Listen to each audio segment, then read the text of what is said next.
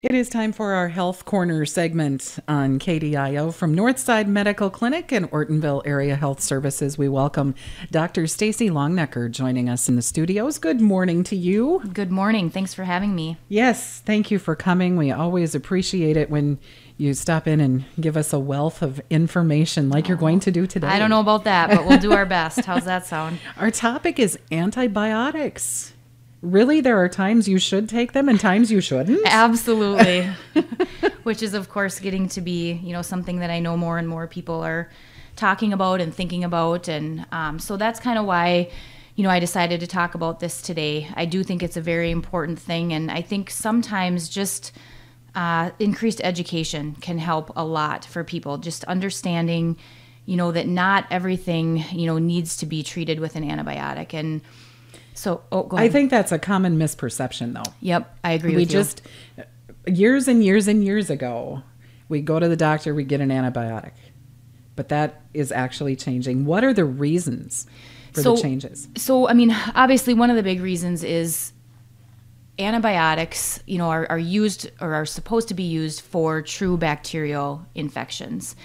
And as the years have gone on and antibiotics have been so overused, there's getting to be, more and more problems with antibiotics. And I think the biggest thing, the thing we are worrying the most about right now is this thing called antibiotic resistance. And, I know that that's something that a lot of people know about, but the specifics behind it are we all have bacteria, normal bacteria in our bodies, on our skin, and that's not a bad thing. When people hear about bacteria, they automatically assume that bacteria are all bad, and that is not the case. We have normal, good bacteria everywhere that help to protect us from some illnesses. And so when somebody takes an antibiotic, whether it's needed or whether it's not, anytime we take an antibiotic, it kills the bad bacteria if you have it, but it also kills, most of, the good bacteria as well. And sometimes those antibiotics can then leave some bacteria behind that are smart, and they can learn to develop ways to get around the antibiotic, which in turn is called resistance. Ways that they will no longer be susceptible to being killed by an antibiotic. And so that can happen, like I said, regardless of whether the antibiotic is needed or not needed. And so it is a risk. And, if you think about it, why would we want to take that risk with an infection that doesn't even need to be treated by an antibiotic? And so that's why I think that this is really important, because like you had said before, in the past, in any kind of cough, congestion, cold, that was the treatment. Antibiotic, we really didn't have any other thing to treat these things with. And so we thought, just do what we can and treat with antibiotics. But like I said, we're finding now that that's actually doing more harm than good in a lot of situations. You mentioned that you risk killing good bacteria too. Do those good bacteria regenerate or not? Yes. They can over time. And there are, of course, things that you can do to try to help protect those good bacteria too when you're on an antibiotic. But sometimes you can get illnesses from killing off the good bacteria, specifically, diarrheal type illnesses that can become, very significant and actually need another medication to treat those. And so in general, yes, they can over time, but, the side effects of the antibiotics can also be sometimes worse than, what we're using them to treat. So sometimes when you go to the doctor and they tell you you have a virus, it's kind of disappointing as a patient to know, okay, I can't get an antibiotic to fix how I'm feeling. Yep. I'm sure you find that often. Absolutely. A lot of times you can even see it on people's faces. And sometimes now I even say, before I even say that virus word that, you almost is like a four-letter word to some people, I preface it by saying, I know this is really frustrating, but, and then kind of explaining that this is a virus. There is not a medication that is going to treat this, specifically, but there are some things we can do to help with your symptoms. And, always I think, giving people that plan of, but if it's not getting better, if things are getting worse, that sort of thing. But yes, you're right. There is a lot of frustration sometimes when people are leaving the clinic without a prescription, without something that's going to fix it. Or without knowing that you have that thought that I'm going to feel better in a couple of days. Right. Yeah. So what are some of the things that you can do then to relieve some of the symptoms that go along with these things? So, specifically, some of the more common infections, I think, in the past that people have automatically done antibiotics for, and still even sometimes now, when people will come in, sinus infections, ear infections, bronchitis. Those are probably the three most common things that I see people coming in for, feeling that they may need an antibiotic for those things. And so the question is, what can we do about those things besides an antibiotic? And symptom relief. So, of course, over-the-counter medications that you can take to relieve pain, congestion, those sorts of things. Specifically, Tylenol, ibuprofen for fever, pain, for colds, and I tell my patients too that what I do myself, as soon as I start to get a cold, I start using saltwater spray to your nose. It's a good, actually, you hear of people talking way in the past about gargling with salt water and using salt water to draw the infection out. And so using that, to clear out your sinuses, making sure you're staying well hydrated, getting enough rest. And then decongestants sometimes for those types of things as well can certainly help. So those are probably the biggest things that we recommend, for those types of illnesses. Again, understanding that you don't always, and actually most of the time, you don't need to treat those illnesses with an antibiotic. Almost always those things are going to get better on their own without that medication. Mm-hmm. There probably are some things that may not improve, though. And at that point, then you've got to take some other actions, don't you? Yes. And that's kind of what, I will tell my patients, and that's kind of what is recommended now. If a cough isn't getting better in, for example, 10 days is usually kind of what we say, 10 to 14 days. Or if in the meantime, things are getting worse. So, if somebody gets cold, congestion, cough, usually it's the worst in the first few days. And then gradually over the next few days, it's going to slowly get better. Nothing dramatic, nothing overnight. Mm-hmm. And what I tell people is if it's, gradually getting better over the next few days, that cough can last up to 3 weeks, sometimes even longer. But it should be slowly getting better. If during that time it's getting better and then all of a sudden it gets worse again, you start spiking fever again or cough gets worse, or if you feel like, over the next few days it is gradually getting worse instead of gradually getting better. Those are times that you definitely need to get that checked out further and make sure there's not something going on. Similar with, sinus infections, ear infections. So if you have the congestion, again, it's kind of slowly getting better, medicines are helping, then great. Then we recommend just continue to fight it off on your own. But if things are getting worse, you start spiking a fever, or it's not slowly getting better, that sort of thing. Mm-hmm. And then similarly with ear infections, those don't always need to be treated with antibiotics either. And same type of thing, worsening pain, fevers, that sort of thing, then yes, get it checked out and consider an antibiotic at that point. And I'm certainly not doing this because I want people to be afraid of taking an antibiotic either. If an antibiotic is needed and necessary, then yes, I definitely recommend antibiotics. But again, it comes down to that, trying to get through it without an antibiotic first. Mm-hmm.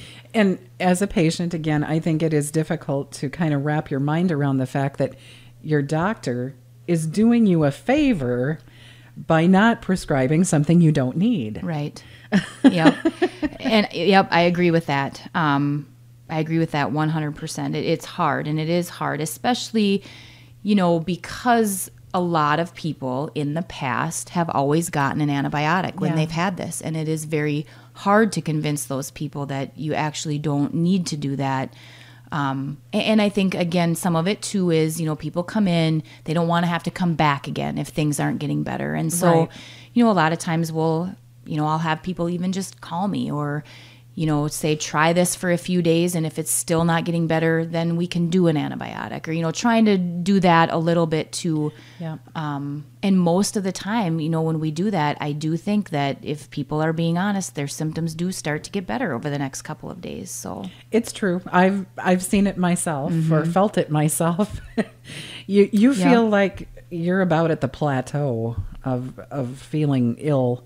You go to the doctor and then, within a couple of days, it was actually starting to improve. Mm-hmm.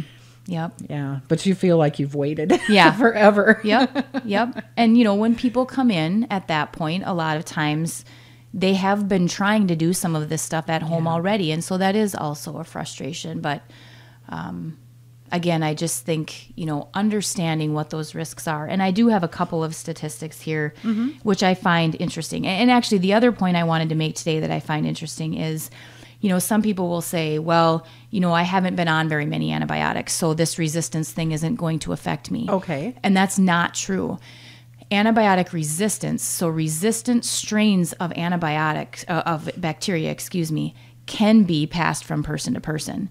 So, and I've actually seen this myself, specifically on a child that wasn't getting better, and we did a culture, and he ended up having a bacteria that already had 2 or 3 antibiotics that it was resistant to. He had never been on an antibiotic before. Oh, wow. So that wasn't because he had been on a lot of antibiotics. It's because these bacteria can be passed from person to person. And so, this is a widespread issue. It's not an individual issue, because we can pass these things from person to person. Okay.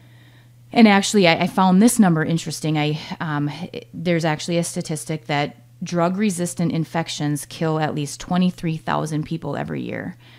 And again, the reason that these bacteria are so harmful is because we only have so many different types of antibiotics. And so once you have a bacteria that has become resistant to, several of the antibiotics that we have, now we're having to use usually very strong antibiotics, also very expensive antibiotics. And, if that bacteria then becomes resistant to that antibiotic, that's a really big problem. That person could potentially have a lot of problems in the future, because there may not be any more antibiotics to treat these infections. And so, it's definitely something that I think we need to be thinking more about. Yeah. And as you said, not only for our own protection, but I certainly didn't realize these things can pass from person to person. So let's watch out for others too. Exactly. Wow. Okay. So another thing I was just going to bring up, we had talked a little bit before about, what can we do, instead of just treating things, what can we do to kind of prevent these things? One of the other things that I think is important to kind of mention here, I know I've been down here and we've talked about vaccines a little bit in the past. And vaccines in general are used mostly for viral infections, but there are some vaccines for, the childhood bacteria, the general childhood vaccines that we all get when we're kids. Some of those are to bacteria, and they're not all to viruses. And so I think this is another good time to just kind of remind people of the importance of getting those childhood vaccines, because, I think about this sometimes, which is a little bit, I don't want to use the word scary, but I think something to think about. We have a lot more antibiotic resistance right now. We all know that. When you combine that with people who are not vaccinated for these bacterial illnesses, I think that could potentially cause some big problems, because these diseases are not gone. These diseases that we're vaccinating children for, they're not gone. And the less that we vaccinate, the more we're going to see them. And now we're going to have antibiotics that can't even treat them anymore. And I think that's something that people just need to be aware of when making that decision about getting the vaccines as well. Okay. Yeah, absolutely. Wanted to ask you real quick about the influenza. It's in the news all the time. Absolutely. It's everywhere right now. How are we doing locally? Are folks staying pretty healthy? Or? Well, we've been seeing a lot of influenza. Okay. As far as here right now, the other frustrating thing is, and I think everyone kind of has, seen this in the news too, that this year the influenza vaccine is not considered to be as effective as it has been in the past, because of course every year when this vaccine is made, it's made against a strain of influenza. Yep. The one that is predicted to be, the most common, and this year, unfortunately, it's not. Now, that being said, I still feel for people who haven't gotten their influenza vaccine yet, I still think that people should get it. And the reason for that is because even if it's, even if you do get influenza after having received the influenza vaccine, I believe that it is still beneficial to help so that the infection, the illness, doesn't get as bad as it otherwise would have. Yeah. And, I feel like I've seen that, myself, even with patients coming in. Certainly we are seeing people who got their shot that are still getting influenza. I'm not going to pretend that doesn't happen. But I feel like those people tend to not be as ill as the people who are coming in that didn't get their influenza vaccine. Okay. And so I think we're kind of saying right now we're about halfway through the influenza season. I especially high-risk people out there, I would definitely recommend getting your vaccine. All right. Thank you so much for the you're information welcome. today. Always nice to have you stop by. And, of course, if you want more information about any of the things we've talked about on our Health Corner program, you can call up Northside Medical Clinic, and they will assist you in any way they can. Absolutely. 839-6157. Thank you, Dr. Stacy. Yep. Thank you very much for having me. That is Health Corner on KDIO.